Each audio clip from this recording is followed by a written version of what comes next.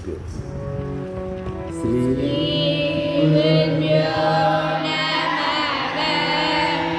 हरि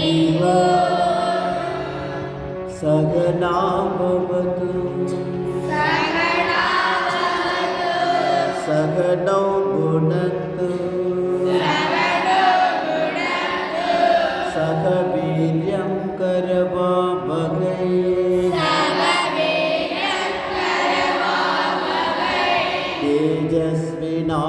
तेजस्विनावधीतमस्तु मा विद्विषावहै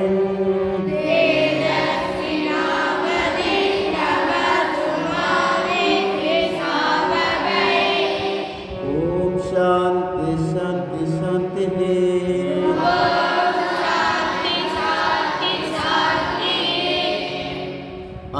अन्तर्बहिश्च तत्सर्वं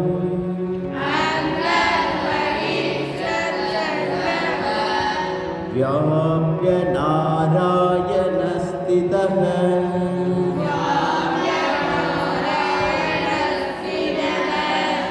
अनन्तमव्ययं कविगम् समुद्रेतं विश्वशम्भुवम्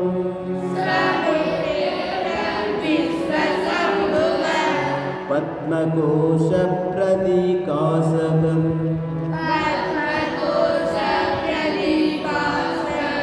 हृदयं चाप्यधोमुखम् अधो निष्ठ्या विदस्यान्ते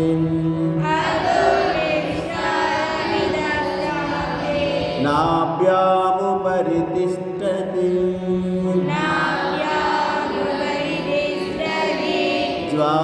ज्वालमालाकुलं भाति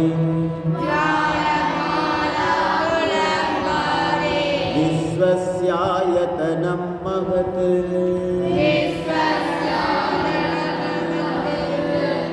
सन्ततगं शिलाभिस्तु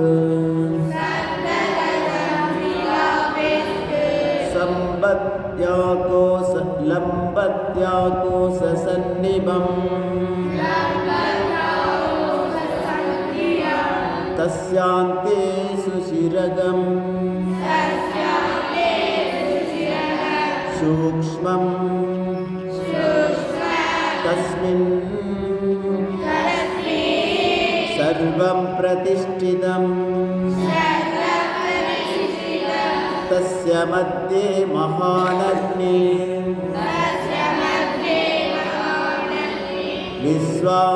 विश्वाक्षीर्विश्वतो मुखः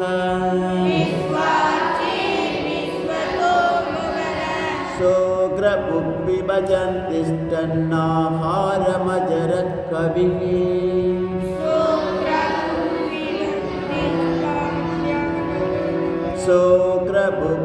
सोऽग्रभुग्विभजन्तिष्ठन् नाहारमजरत् कविः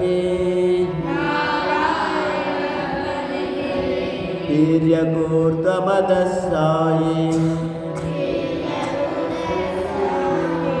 रश्मयस्तस्य सन्तता सन्तापयति स्वम्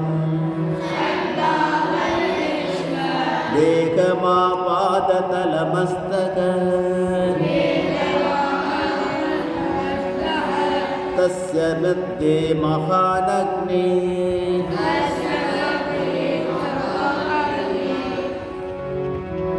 तस्य मध्ये वह्निशिखा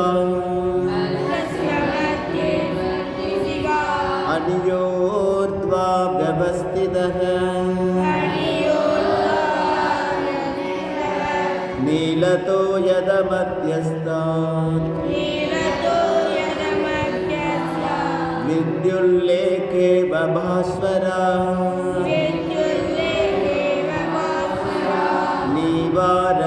नीवारशोकवत्तन्मे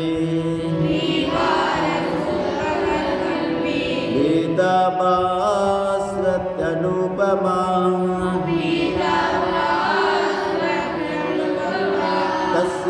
तस्यासिकाया मध्ये परमात्मा व्यवस्थितः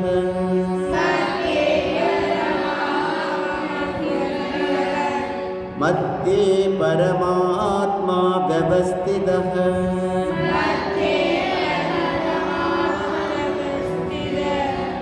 स ब्रह्म स शिव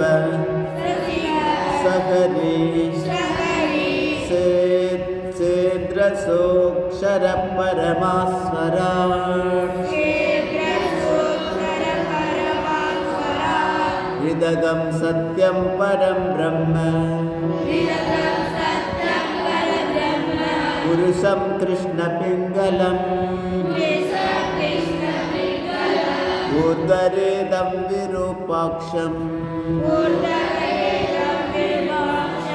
विश्वरूपाय वै नमो नमः ॐ नारायणाय विद्महे वासुदेवाय धीमहि तन्नो विष्णु प्रचोदयात्